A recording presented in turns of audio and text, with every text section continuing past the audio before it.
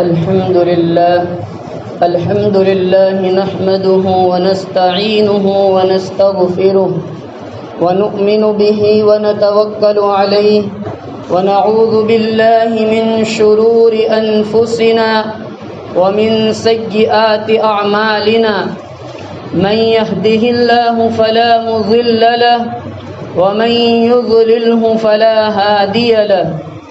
ونشهد أن لا إله إلا الله وحده لا شريك له ونشهد أن سيدنا ونبينا ومولانا محمدا عبده ورسوله صلى الله تعالى عليه وسلم. أما بعد، أعوذ بالله من الشيطان الرجيم. بسم الله الرحمن الرحيم. قل إن كنتم تحبون الله فاتبعوني يحببكم الله ويغفر لكم ذنوبكم والله غفور رحيم. عن أبي هريرة رضي الله تعالى عنه أن رسول الله صلى الله عليه وسلم والذي نفسي بيده لا يؤمن أحدكم حتى أكون أحب إليه من والده وولده. وفي رواية أنس بن مالك رضي الله تعالى عنه والناس أجمعين. صدق الله العظيم. محترم برادران عزیز، بزرگان دین، اللہ رب العزت نے قرآن پاک میں متعدد مقامات پر سرکار دو جہاں حضرت محمد صلی اللہ تعالی علیہ وسلم کی اطاعت و فرما برداری کا ہم تمام کو حکم دیا ہے. بخاری شریف اور مسلم شریف کی روایات میں ہے کہ حضور اقدس صلی اللہ تعالی علیہ وسلم نے ارشاد فرمایا، کوئی بھی مومن اس وقت تک کامل طور پر مومن نہیں ہو سکتا جب تک اس کے دل میں نبی علیہ السلام کی ذات سے زیادہ،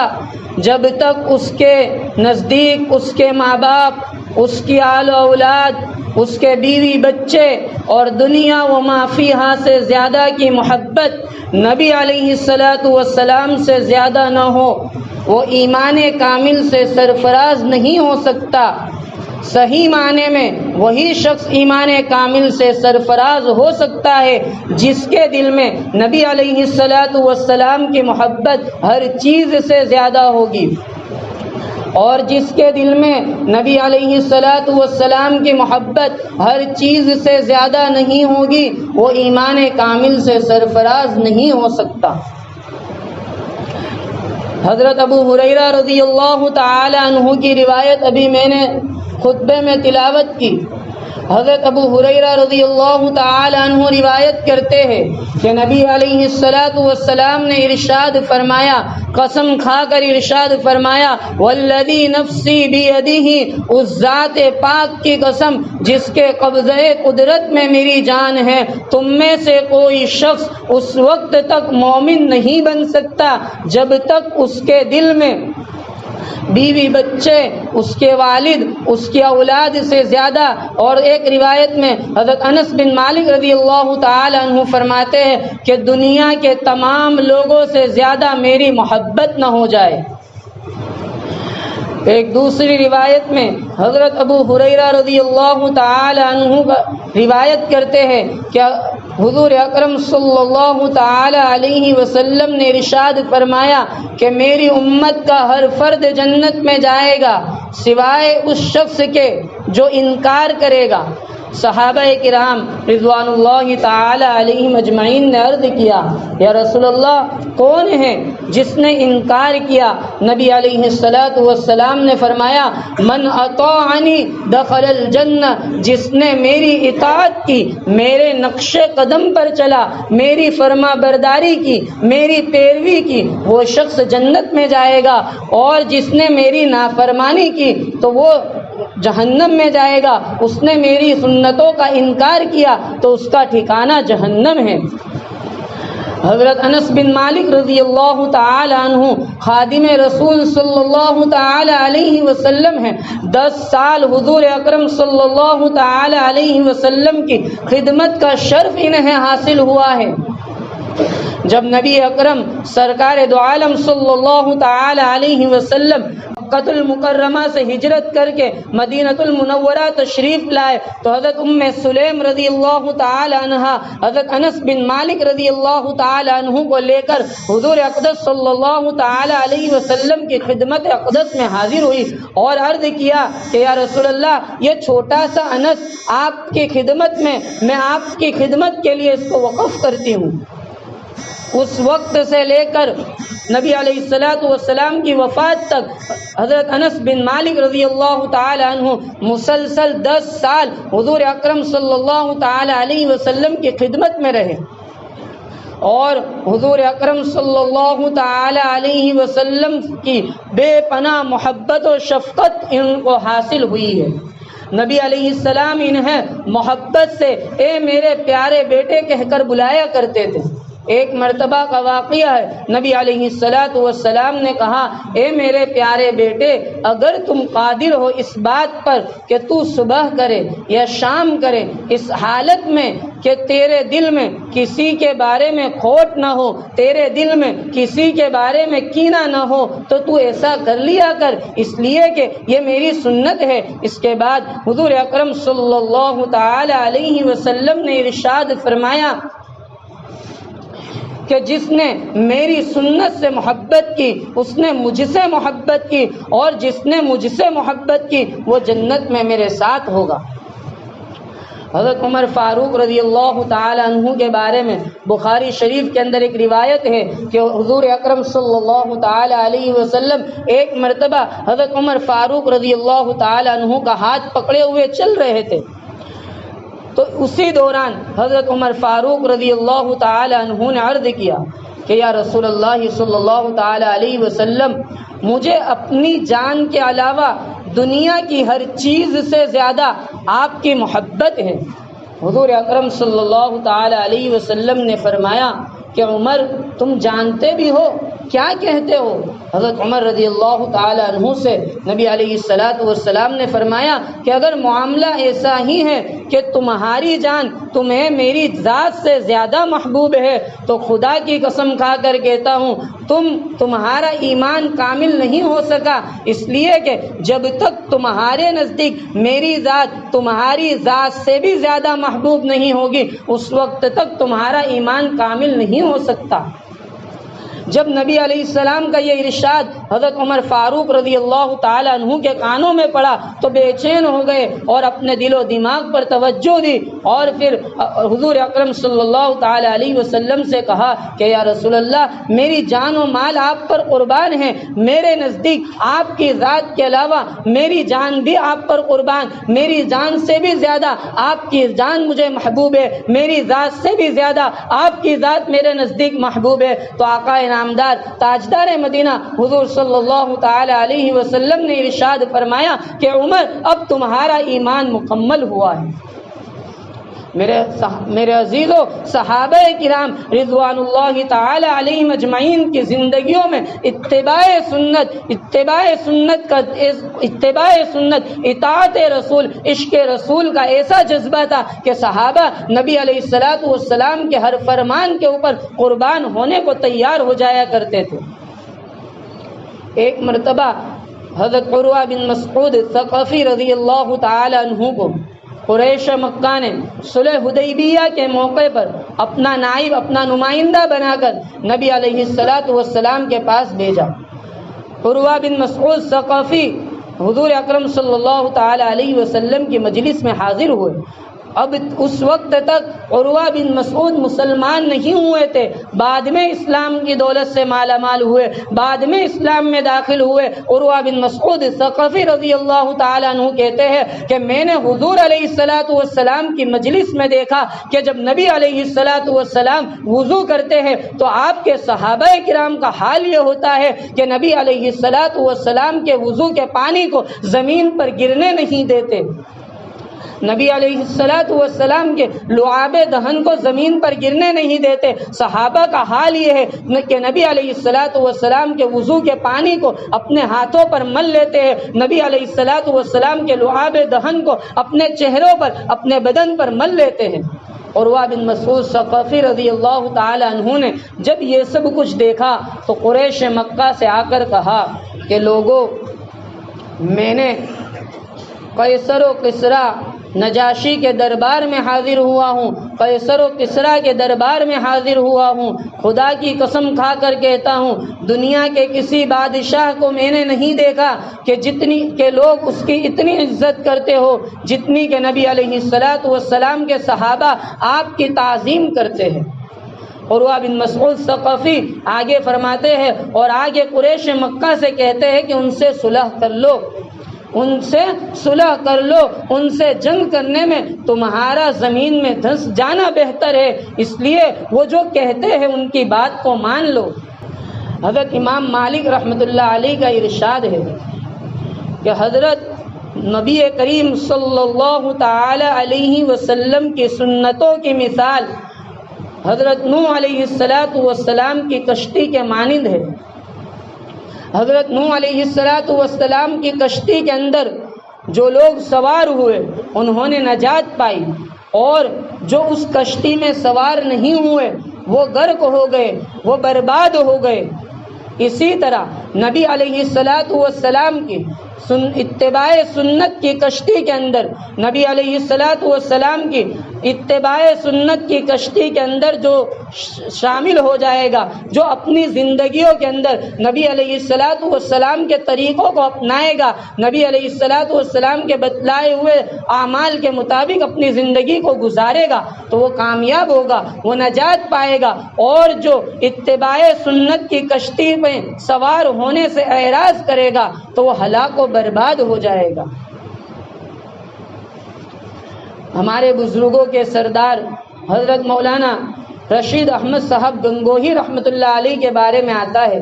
کہ حضرت مولانا رشید احمد صاحب گنگوہی رحمۃ اللہ علیہ کا اتباع سنت کا شوق نرالا تھا۔ ایک مرتبہ کا واقعہ ہے کہ کسی صاحب نے حضرت کے جوتے مسجد سے باہر لا کر رکھ دیے کہ دیکھیں کہ حضرت کس طرح عمل کرتے ہیں، کیونکہ مسجد سے باہر نکلنے کے وقت مسجد سے پہلے بایاں پاؤں نکالنا سنت ہے اور داہنے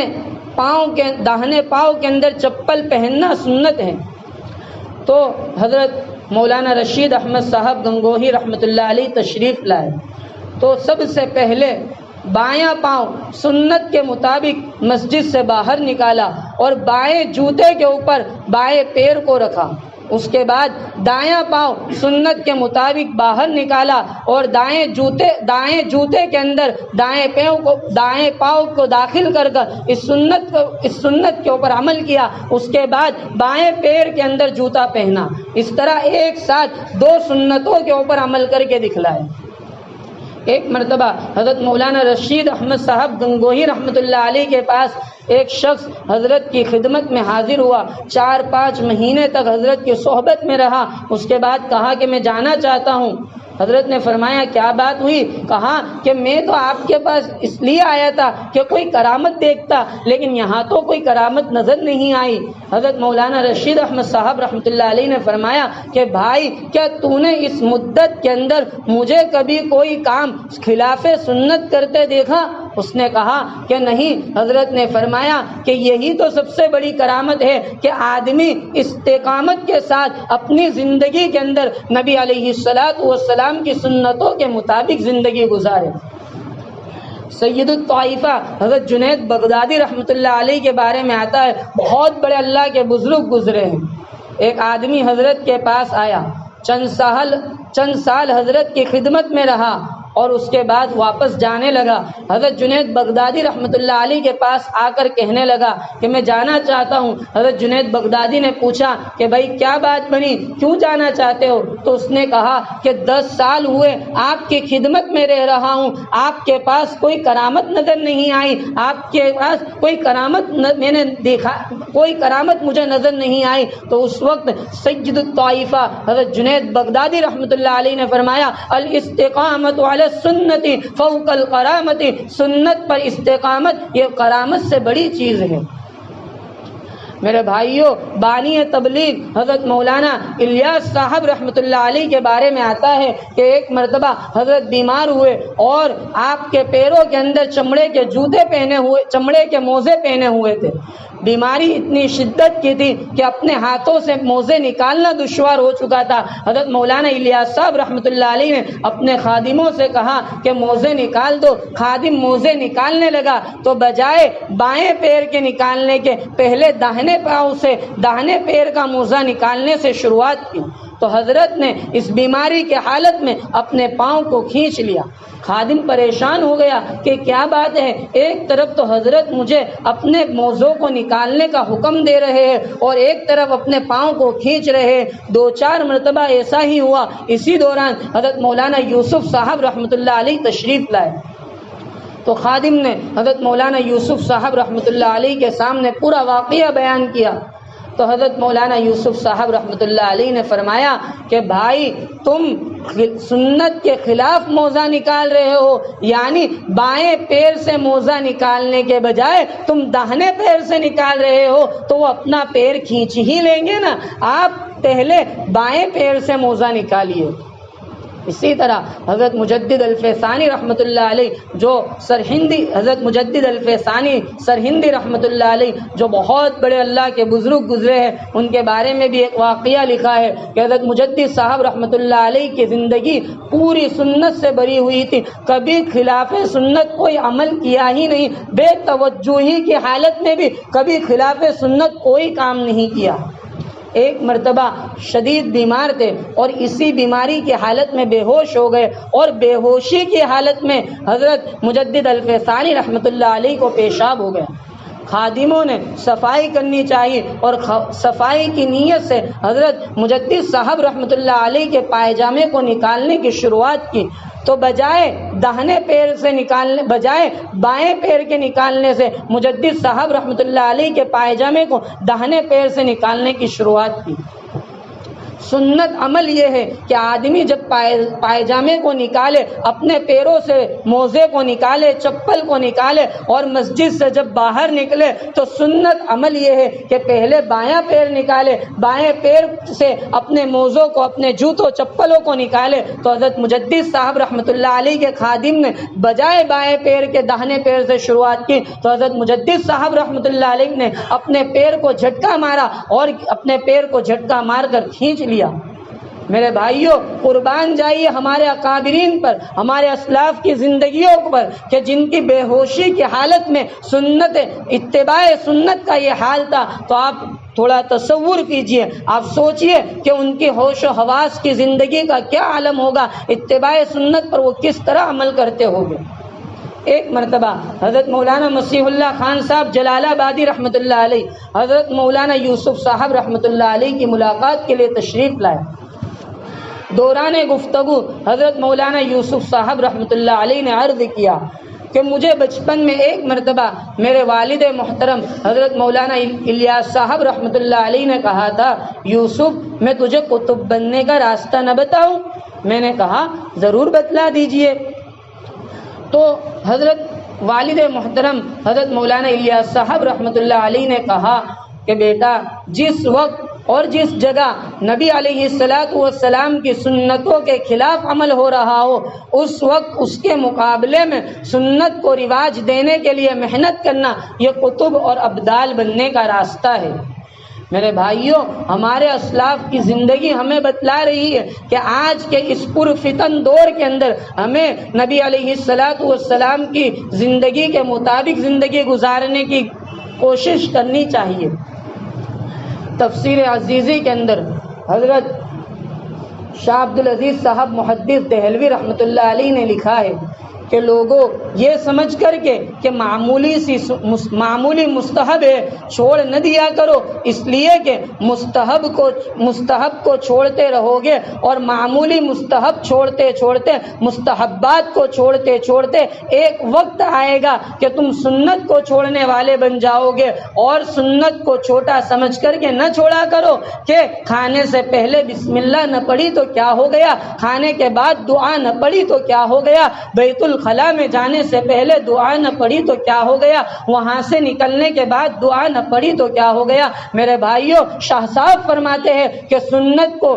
معمولی سنت سمجھ کر اور چھوٹی سنت سمجھ کر نہ چھوڑا کرو، اس لیے کہ سنت کو چھوڑتے رہو گے تو ایک وقت آئے گا کہ تم واجبات کو چھوڑ دو گے، واجبات کو چھوڑنے والے بن جاؤ گے، اور جب تم واجبات کو چھوڑتے رہو گے تو واجبات کی حقارت کے بعد ایک وقت آئے گا کہ تم فرائض کو چھوڑنے والے بن جاؤ گے۔ اور فرمایا کہ جب فرائض کو چھوڑنے کی عادت بن جائے گی، شاہ صاحب رحمۃ اللہ علیہ نے خود تفسیر عزیزی کے اندر اس بات کو لکھا ہے کہ خطرہ ہے کہ مرنے سے پہلے اللہ تمہارے ایمان کو نہ نکال لے۔ میرے بھائیوں، بہت بڑی بات لکھی ہے شاہ صاحب نے کہ خطرہ ہے کہ مرنے سے پہلے اللہ تمہارے ایمان کو سلب نہ کر لے۔ اس لیے میرے بھائیوں، ہمیں اپنی زندگیوں کے اندر نبی علیہ الصلاۃ والسلام کے طریقے کو لانے کی ضرورت ہے۔ نبی علیہ الصلاۃ والسلام کی اتباع کے مطابق، اتباع سنت کے مطابق اپنی زندگی کو گزارنے کی ضرورت ہے۔ اپنی زندگیوں میں اپنی بساط کے موافق حضور اکرم سرکار دو عالم صلی اللہ تعالی علیہ وسلم کے طریقے کے مطابق اپنی زندگیوں کو گزارنے کی ضرورت ہے۔